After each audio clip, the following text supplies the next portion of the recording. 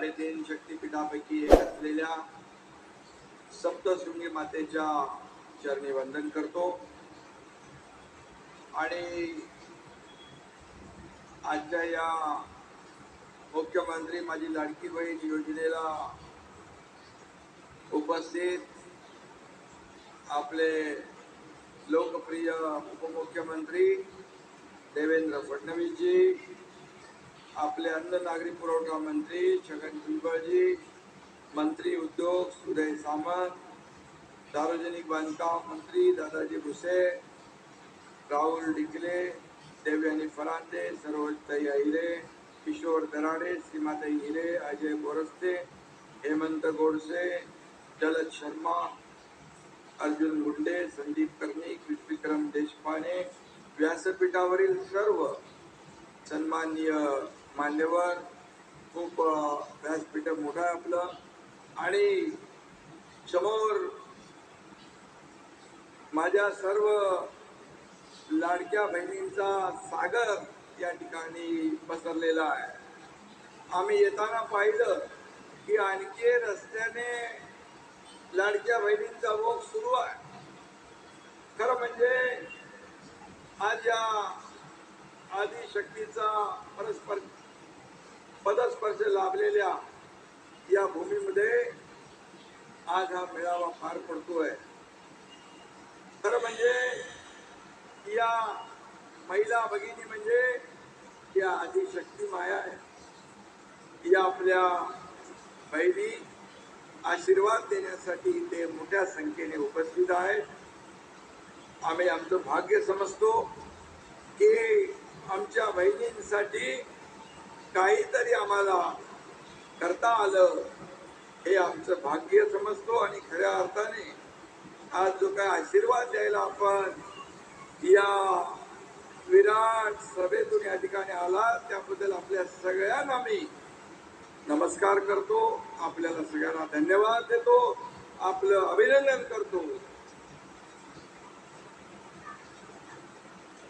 खरं म्हणजे माता दुर्गा, महालक्ष्मी, सरस्वती हे सगळे रूप आहेत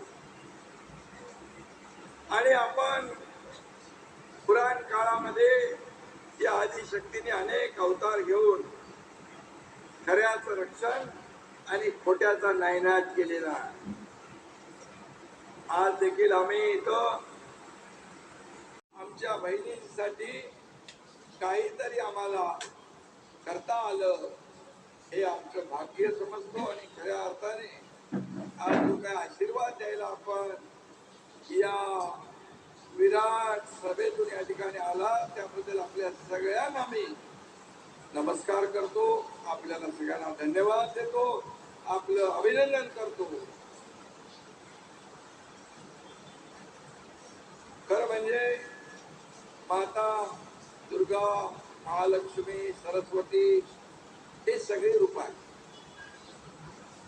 आणि आपण पुराण काळामध्ये या आदिशक्तीने अनेक अवतार घेऊन खऱ्याचं रक्षण आणि खोट्याचा नायनाट केलेला आहे. आज देखील आम्ही इथं कन्यापूजन केलं. या लहान मुली दुर्गा, सरस्वती, लक्ष्मीची रूपा. आता याच्यावर पण भुजबळ साहेब विरोधक राजकारण करतात, कुठलंही काम सोडत नाहीत. मुख्यमंत्री माझी लाडकी बहीण योजना सुरू झाली तेव्हापासून पोटदुखी सुरू झाली. म्हणावे चुनावी जुमला आहे, निवडणुकीपुरतं आश्वासन आहे आणि एका पैसे येणार नाहीत खात्यात. परंतु तुम्हाला माहित आहे की आम्ही तुमचे भाऊ जे आहोत हे दिलेला शब्द पाळणारे आहोत, दिलेला शब्द पूर्ण करणारे आहोत आणि आम्ही शब्द दिला होता राखी पौर्णिमेच्या अगोदर 2 दिवस हे पैसे माझ्या बहिणींच्या खात्यात जातील. त्या 2 दिवसाच्या अगोदर पासूनच माझ्या बहिणींच्या खात्यात पैसे जाऊ लागले. मला सांगा तुमच्या खात्यामध्ये किती माझ्या बहिणींच्या खात्यात पैसे आले त्यांनी हात वरती करा.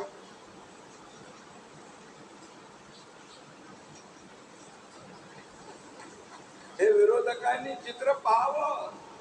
हे मीडियावाले माझे बांधव जे आहेत लाडके पत्रकार त्यांनी बघा हे आणि हे जरा दाखवा विरोधकांना.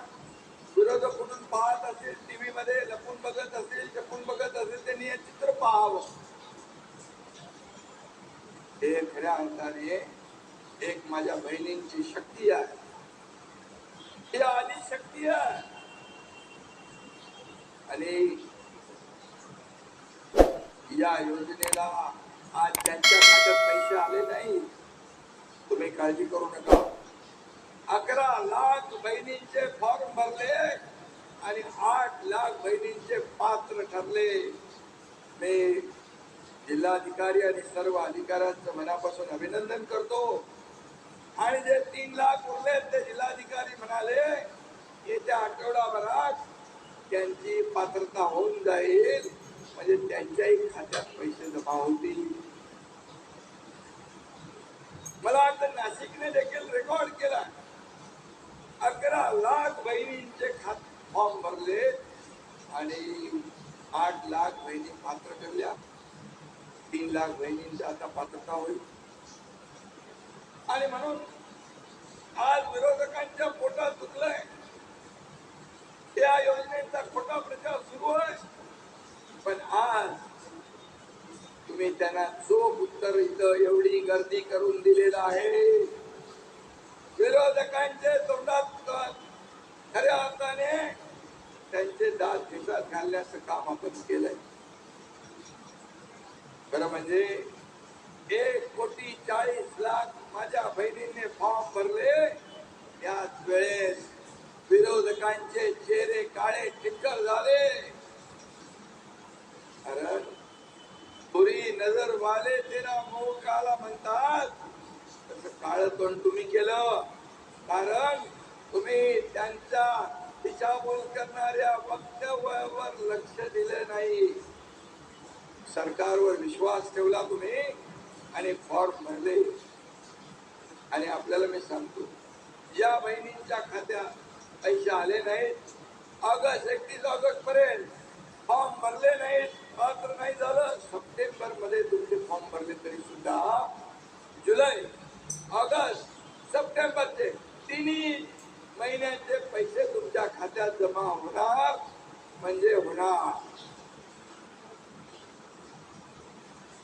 भुजबळ साहेब मगाशी म्हणाल, अरे ठीक आहे, दुर्दैवी घटना जी झाली ती आमच्या मनाला वेदना देणारी, आणि त्या बदलापूरच्या घटना झाल्यानंतर गृहमंत्री आणि मी स्वतः त्याच्यामध्ये लक्ष घातलं.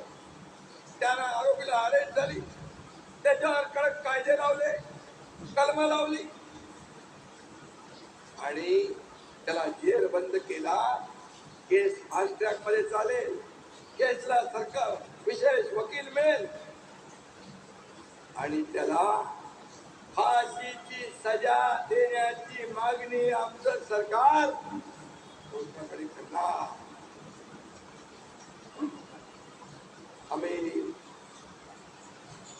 हे सरकार संवेदनशील आहे, पण त्याचं राजकारण, घटना अतिशय दुर्दैवी आहे, परंतु त्याचं राजकारण करणं त्याहीपेक्षा दुर्दैवी आहे. कारण एक छोटा बच्चू, त्याचं तुम्ही राजकारण करता.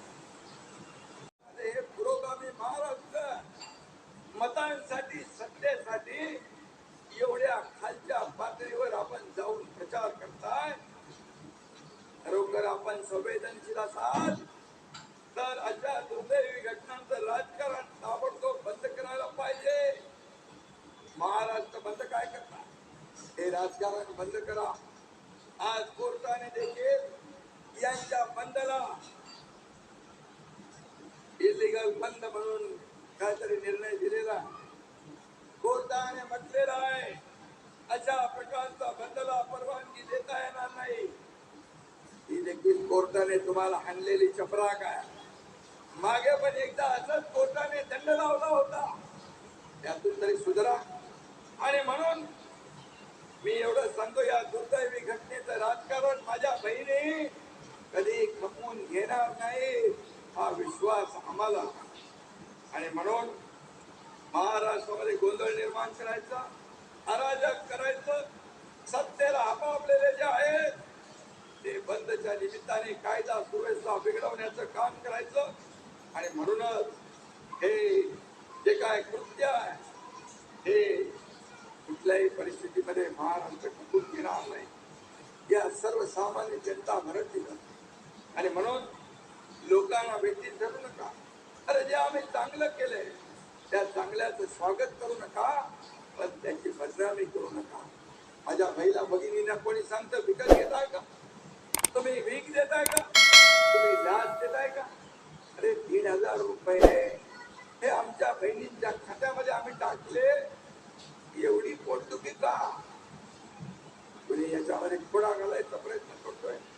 पण माझ्या बहिणी या सावत्र भावांना सोडा दाखवल्याशिवाय राहणार नाही, हा देखील विश्वास या ठिकाणी मी व्यक्त करतो. खरं म्हणजे काही जणांना मुख्यमंत्री पदाची खुर्ची मिळवण्यासाठी एवढी घाई झाली आहे की लोकांच्या दुःखातही त्यांना राजकीय संधी दिसते. बहिणींनो, भावांनो, ही विकृती वेळीच ओळखा. ही खरं विकृती आहे, पण आपली महाराष्ट्राची संस्कृती जी आहे ती संस्कृती आपल्याला पुढे न्यायची आहे. आणि म्हणून मला मी एवढंच सांगतो, हा जनतेचा पैसा आहे, हा जनतेलाच आम्ही देणार, माझ्या बहिणीलाच देणार. कारण ही योजना कधीच बंद होऊ शकणार नाही. ही योजना बंद होण्यासाठी कोर्टात देखील लोक गेले, पण कोर्टाने देखील त्यांना फटकारलं. आणि म्हणून हे लेना बँकेतले कॅशियर आहेत, काउंटर सोडून कुठंच जात नाही. त्यांना महाराष्ट्राची बहिणींची काही देणं घेणं नाही. हे लेना बँक आहे, देना बँक नाही. आणि म्हणून आम्ही भाऊ देणारे आहोत. खोटं तुम्हाला आश्वासन देणार नाही, खोटं सांगणार नाही. जे आहे ते बोलणार, जे देणार तेवढंच आम्ही बोलणार. आम्ही प्रिंटिंग मिस्टेक म्हणणार नाही. आणि म्हणून तुम्ही 2.5 वर्ष होता का नाही तुम्ही त्या माझ्या बहिणींच्या खात्यात पैसे टाकू. मी तुम्हाला सांगतो, तुम्हाला आता फक्त 1,500 रुपये आम्ही दिले. आणि 1,500 रुपयाचं मोल काय असतं हे माझ्या सर्वसामान्य बहिणीला माहित आहे. कारण दीड कसं महिना काटकसरीने चालवतो. आम्ही देखील एका शेतकरी गरीब कुटुंबातून आलोय. माझ्या आईला देखील, माझ्या पत्नीला देखील घर चालवताना त्यांची झालेली घालमेल मी पाहिलेली आहे. आणि म्हणून सोन्याचा चमचा आणि पैशाच्या राशीमध्ये लोळणाऱ्यांना 1,500चा मोल मिळणार नाही. आणि म्हणून मी सांगतो, 1,500 रुपये आम्ही दिले, तुम्ही आशीर्वाद दिला, सरकारचं बळ वाढवलं तर 1,500चे 2,000 होती, 2,000चे 2,500 होती, 2,500चे 3,000 होतील. कारण तुम्हाला देताना आम्ही हा नाकडचा घेणार नाही. कारण तुम्हाला आम्हाला लखपती बहिणी झालेलं पाहायचं, लखपती बहिणी झालेलं पाहायचं या तुमच्या भावाला. आणि म्हणून मी तुम्हाला एवढंच सांगतो की आज मगाशी सांगितलं, भुजबळ साहेबांनी सांगितलं, देवेंद्रजींनी पण सांगितलं, कुठल्याही परिस्थितीमध्ये किती काही झालं तरी ही योजना बंद पडणार नाही, बंद होणार नाही, बंद होऊ देणार नाही. हा विश्वास तुम्हाला देऊ. पाऊस पडतोय आणि म्हणून आपण लांबून आलेलो आहोत या ठिकाणी. म्हणूनच मी आपल्याला एवढं सांगतो, शेतकऱ्यांना देखील, माझ्या भावांना देखील आम्ही योजना केली. म्हणाले मुख्यमंत्री लाडकी बहीण योजना केली. लाडक्या भावाचं काय, लाडक्या भावाची पण योजना आम्ही आणली. आणि 6,000, 8,000, 10,000 युवा प्रशिक्षण योजना आम्ही आणली. आता त्यांना अप्रेंटिसशिप मिळेल, ट्रेनिंग मिळेल, त्यांच्या हाताला रोजगार मिळेल, हे देखील आम्ही आणले. मुलीच्या बाबतीमध्ये आमच्या देवेंद्रजींनी सांगितलं, मुलीने देखील उच्च शिक्षण घेता यावं इसलिए तर यासाठी 50% फी आम्ही 100% केली. सर्व फी आता सरकार भरणार. म्हणून माझ्या मुली कोणी डॉक्टर होईल, कोणी वकील होईल, कोणी इंजिनियर होईल, ते कधीतरी सुचलत मला. सरकार हे सर्वसामान्यांचं आहे, भाव जोरात झालेला आहे. आणि म्हणून या ठिकाणी मी आपल्याला हे सांगू इच्छितो, बळीराजा शेतकरी देखील आनंदी झाला पाहिजे. म्हणून सरकारने ठरवलं हा लाडका शेतकरी योजना पण चालू करायची. आणि जे पंपाने शेती करतात त्यांना वीज बिल माफ करण्याचा निर्णय पण आपण घेतला. म्हणजे येणारं वीज बिल माफ. लोक म्हणतात मागचं काय? अरे येणारं आम्ही पुढचं घेत नाही तर मागचं काय घेणार? आणि म्हणून मी आपल्याला खूप खूप मनापासून धन्यवाद देतो. एवढंच आपल्याला सांगतो जाता जाता की कोरोना काळामध्ये ज्यांनी मृतांच्या टाळूवरचं लोणी खाल्लं त्या स्वतःला संवेदनशील समजतात आणि करून करून भागले आणि देवपूजेला लागले अशा प्रकारचं वक्तव्य करतात. आणि म्हणून यांच्यापासून आपण सावध राहा. आधीच्या सरकारच्या 2.5 वर्षाच्या कालखंडात एवढ्या विकृत घटना घडल्या. त्यांनी या ठिकाणी संस्कृतीच्या गप्पा आणि संवेदनशीलतेच्या गप्पा मारू नये. खरं म्हणजे काय म्हणाले ते नराधम म्हणाले, काय काय म्हणाले, पण मी एवढंच सांगतो, कोरोना काल में जिनको बॉडी बैग और खिचड़ी में पैसा खाने में जरा भी नहीं गम, वो तो है असली नराधम. खरं म्हणजे त्यांनी खिचडी चोरली रुग्णांच्या तोंडातली, ज्यांनी बॉडी बॅग मध्ये पैसे खाल्ले त्यांना लाज वाटली पाहिजे. आणि म्हणून आज मी एवढंच सांगतो, विरोधकांनो, किती टाका विरोधकांचे पत्ते कधी संपणार नाही. बहीण भावाचं आमचं नातं. आणि म्हणून मी एवढंच सांगेन की तुम्ही आज ज्या भावनेने त्याला खऱ्या अर्थाने खूप दिशाभूल करताय, खोटं नाटं आरोप करताय. मगाशी दादा भुसेजींनी सांगितलेलं आहे, त्याच्यावर आपल्याला लक्ष द्यायचं नाही. आपल्याला एवढंच आहे की हे सरकार सर्वसामान्यांचं आहे. हे सरकार माझ्या माता भगिनींचं आहे. हे सरकार शेतकऱ्यांचं, कष्टकऱ्यांचं आहे. हे सरकार माझ्या लाडक्या भावांचं आहे. आणि म्हणून आम्ही शेवटच्या क्षणापर्यंत आपल्या सोबत या राज्याच्या जनतेचा विकास, या राज्याचा विकास, एकीकडे विकास आणि दुसरीकडे कल्याणकारी योजना याची सांगड घालण्याचा आम्ही प्रयत्न करतोय. आणि म्हणून तुम्हाला मी मनापासून या ठिकाणी धन्यवाद देतो की या सर्व योजना ज्या आहेत या योजना आपल्यापर्यंत पोहोचल्या पाहिजे.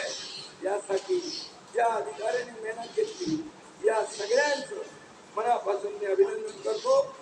दादा भुसे पालकमंत्री, त्याचबरोबर आमचे लोकप्रतिनिधी आमदार आहेत, कलेक्टर आहेत, सीओ आहेत, CRP आहेत, अंगणवाडी सेविका आहेत, आरोग्य सेविका आहेत.